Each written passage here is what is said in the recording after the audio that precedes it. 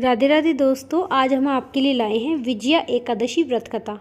धर्मराज युधिष्ठिर बोले, हे जनार्दन, फाल्गुन मास के कृष्ण पक्ष की एकादशी का क्या नाम है तथा उसकी विधि क्या है? कृपया करके आप मुझे बताएं। श्री भगवान बोले, हे राजन, फाल्गुन मास के कृष्ण पक्ष की एकादशी का नाम विजया एकादशी है। इसके व्रत के प्रभाव से मनुष्य को विजय प्राप्त होती है। यह सब व्रतों से उत्तम है। इस विजया एकादशी के महात्म्य के श्रवण व पठन से समस्त पाप नाश को प्राप्त हो जाते हैं। एक समय देव ऋषि नारद जी ने जगत पिता ब्रह्मा जी से कहा, महाराज, आप मुझसे फाल्गुन मास के कृष्ण पक्ष की एकादशी का विधान कहिए। ब्रह्मा जी कहने लगे, हे नारद, विजया एकादशी का व्रत पुराने तथा नए पापों का नाश करने वाला है। इस विजया एकादशी की विधि मैंने आज युग में मर्यादा पुरुषोत्तम श्री रामचंद्र जी को जब 14 वर्ष का वनवास हो गया, तब वे लक्ष्मण सीता जी सहित पंचवटी में निवास करने लगे। वहां पर दुष्ट रावण ने जब सीता जी का हरण किया, तब इस समाचार से रामचंद्र जी तथा लक्ष्मण अत्यंत व्याकुल हुए और सीता जी की खोज में चल दिए। घूमते घूमते जब वे मरणासन जटायु के पास पहुंचे, तो जटायु उन्हें सीता जी का वृत्तांत सुनाकर स्वर्गलोक चले गए। कुछ आगे जाकर उनकी सुग्रीव से मित्रता हुई और बाली का वध किया। हनुमान जी ने लंका में जाकर सीता जी का पता लगाया और उनसे श्री रामचंद्र जी और सुग्रीव की मित्रता का वर्णन किया। वहां से लौटकर वानर सेना सहित सुग्रीव की संपत्ति से लंका को प्रस्थान किया।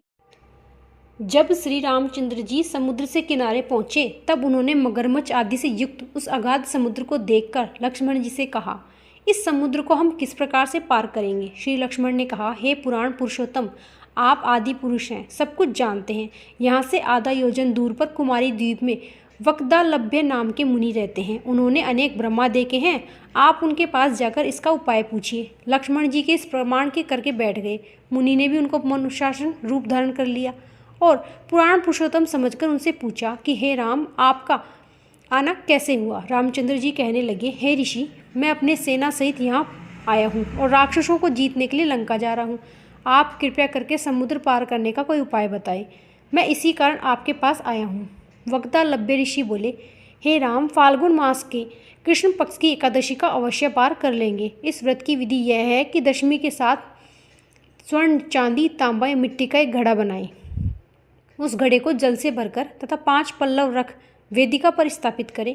उस घड़े के नीचे सतनजा और ऊपर जौ रखें। उस पर नारायण भगवान की स्वर्ण की मूर्ति स्थापित करें। एकादशी के दिन स्नान आदि से निवृत्त होकर धूप, दीप, नैवेद्य, नारियल आदि से भगवान की पूजा करें।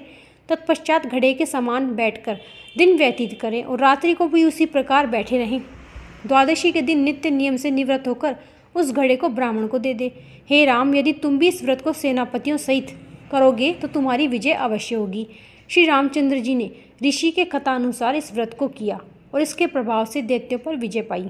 अतः हे राजन, जो कोई मनुष्य विधि पूर्वक इस व्रत को करेगा, दोनों लोकों में उसकी अवश्य विजय होगी। श्री ब्रह्मा जी ने नारद जी से कहा था कि हे पुत्र, जो कोई इस व्रत के महात्म्य को पढ़ता या सुनता है, उसको वाजपेय यज्ञ का फल प्राप्त होता है। तब श्री रामचंद्र जी ने इस पर विजय पाई, इसलिए इसे विजया एकादशी कहा गया। वीडियो अच्छी लगी हो तो लाइक करें। राधे राधे।